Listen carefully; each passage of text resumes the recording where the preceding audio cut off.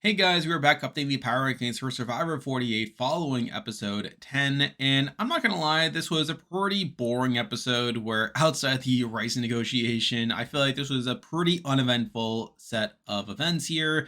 And while the power rankings are somewhat interesting here, I do think this was kind of a bad episode for everyone, but we'll get to this soon enough. But we have 8 people to talk about, and that's wasting more time. Let's get into the video. So starting off at number 8, we have the latest move from the season, and here we have Star. And again, I feel like this was a pretty predictable Star boot here, with her getting a visibility spike after not getting too much for the last few weeks. And again, I feel like for a lot of the episode, I was pretty certain Star was going home with her talking so much about causing the revolution. When it was pretty apparent that there was just no momentum for this, where you had the likes of Mitch not really trusting Star or Mary, and after Joe winning immunity, there really was no way for this to go through. And at the point where it was between Mary and Star, I was pretty certain that it would be Star going home instead. And again, if we were talking about Star more generally, I think she largely fulfilled my preseason expectation of her of not really being a very likely winner. And even after the season started, she was never really on my board, with her being kind of in the background for a lot of it, which is a shame considering she seemed like a very fun character in the preseason. It seemed like she was going to be like this very high energy personality that'd be eating up a lot of the screen time. When in reality, she was just kind of a sideshow to whatever else was going on around her. She was never really that big of a focus in what was happening, and I do find that a bit unfortunate. Though by the end, I never really saw her as a contender, and I didn't really find her game that impressive either, as she was just kind of on the bottom for most of it. Didn't really have too much traction there, though she at least tried to make a move, even though it wasn't going to happen. But obviously, she's now out of the game to where she's here at number 8. And with that, we have 7 people left in the game to talk about. And as usual, I'll be ranking them based on how likely I think they are to win the game based on their edit and current game position. But at number 7, the person I believe is the least likely to win from this point on is still Mary, who is essentially on the bottom at this point, doesn't really have much going on from a game perspective.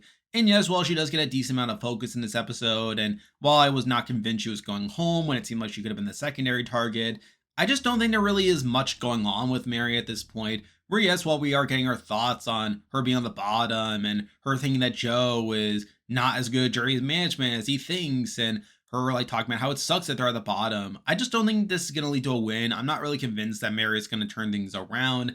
And I actually think if we are projecting her future placement, I can very well see her being like the fire making loser at Final Four. I wouldn't be shocked if that is her outcome here. Though at the same time, she's not someone I'm expecting to make it to the very end either, and is obviously not going to win the season. So again, I feel like this episode didn't really change my view on Mary. And while she could scrape on for a couple more rounds, I'm not really seeing her as a likely winner, which is why she's here at number 7. Now moving on to number 6, and this person has really dropped off after this week, as I feel like this episode just really cemented the fact that this person is not winning. But number 6, we do have Mitch.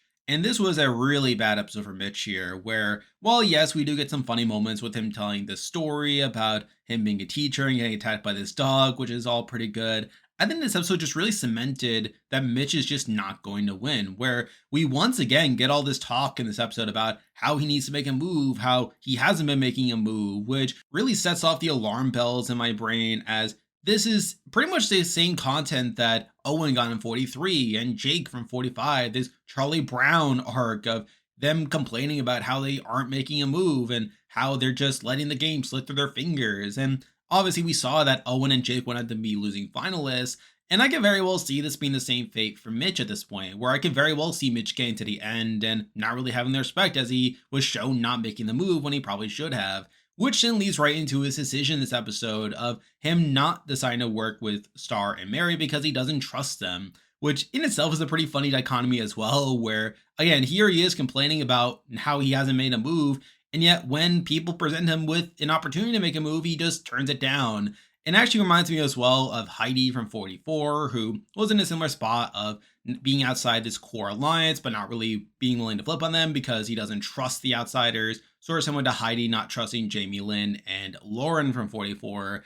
And at this point, I'm pretty much out on Mitch. I feel like this was a pretty bad episode for him and essentially the nail in his coffin. And again, while he could get to the end, I just don't see how he wins the season from this point with the edit that he's been getting, which is why I do have him here at number 6. Now moving on to number 5, and we have another person who I'm pretty much out on at this point, and here we have Camila. And this was, again, not a great episode for Camila, where she was shown wanting to make this move, but wanting to pull in the outsiders, only for it to be thwarted by the end, not only by the likes of Kyle not wanting to throw his vote that way, but also Mitch just completely putting the kibosh on it, which is obviously pretty unfortunate there.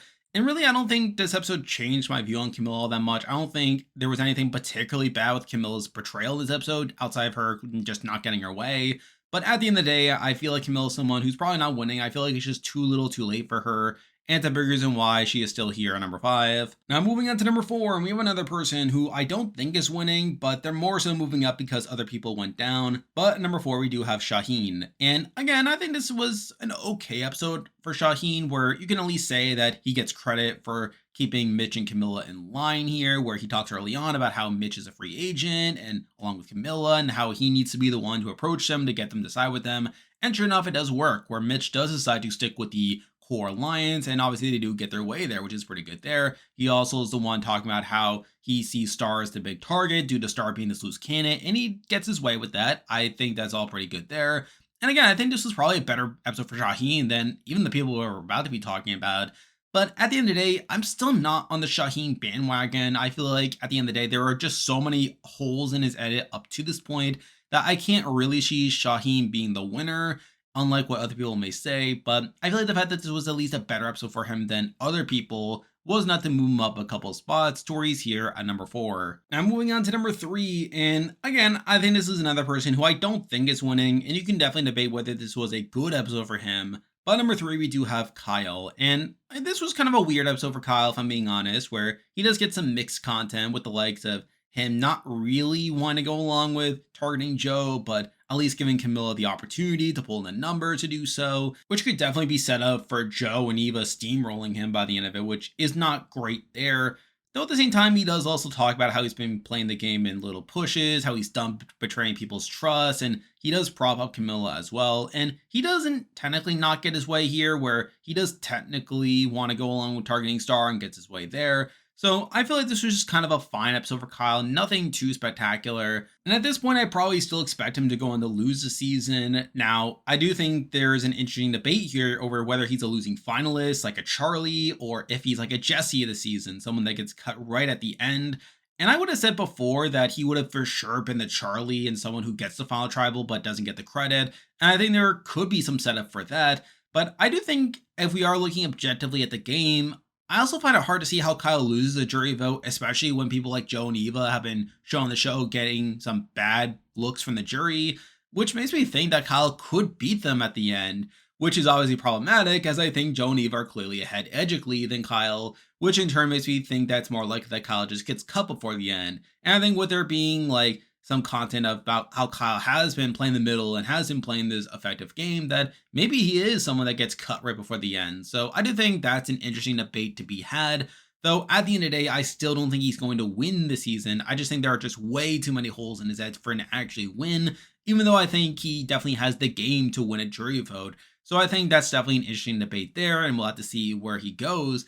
But I still think he is someone who is in the spot to where he will probably make it a couple rounds deeper into the game. And I think he's more so moving up in this list because Mitch went down. So because of that, I do have him here at number 3. Now moving on to number 2, and it is the same top 2 as last week. And unsurprisingly, it is the same order. But number 2, we do have Eva. Now, I'm going to be completely honest here. I actually think this was a bad episode for both Eva and Joe here. I think this episode made it clear that neither of them are treating the jury particularly well. And I think that definitely applies to Eva here, where we literally see her in this episode telling Mary to her face that she's on the bottom and she's going to do nothing to help her here, which is really bad from a pure game perspective and will definitely be used against Eva at Final Tribal, where I find it hard to see how Mary ends up voting for Eva at the end here. Now, mind you, I don't think it's presented as that bad on the show, where we don't really get Mary talking about how Eva's rubbing it in her face. We just get Eva's perspective about how she's just being completely honest, as that's the only way she knows how to play the game. So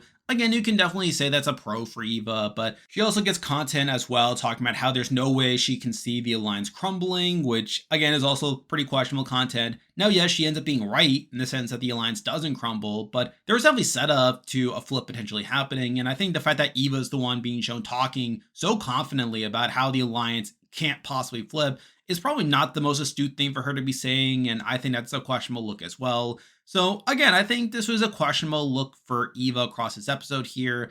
And I do think as time goes on, I'm starting to see more of the arguments for why Eva will probably lose at the end. I think she has not been treating the jury particularly well. I think we've also seen in exit interviews that people are not looking at Joe and Eva particularly highly. And while that's not enough to make me think that someone other than Joe and Eva will win, it does also point to the fact that neither of them are treating the jury particularly well. And I think both of them will definitely face some issues at the end. So I do think those things are all pretty bad. But at the end of the day, I think everyone else is pretty dead from an edit perspective.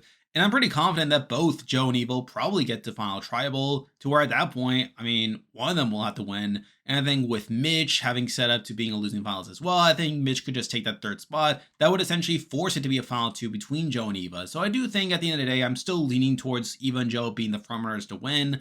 Though at the same time, I think the fact that Eva is someone who I think would inherently lose a jury vote to Joe was not to leave her behind here at number 2. And now at number 1, the person I believe is the most likely to win Survivor 48 at this point is still Joe. Now, like I said with Eva, I also think this was a questionable episode for Joe here where he doesn't get his way. He talks about how he wants to target Mary. That doesn't happen. He ends up voting out Star instead, which I actually think is a pro for Eva over Joe, where at least Eva was consistent in talking about wanting to target Star while Joe was not consistent. So I think that's also pretty bad.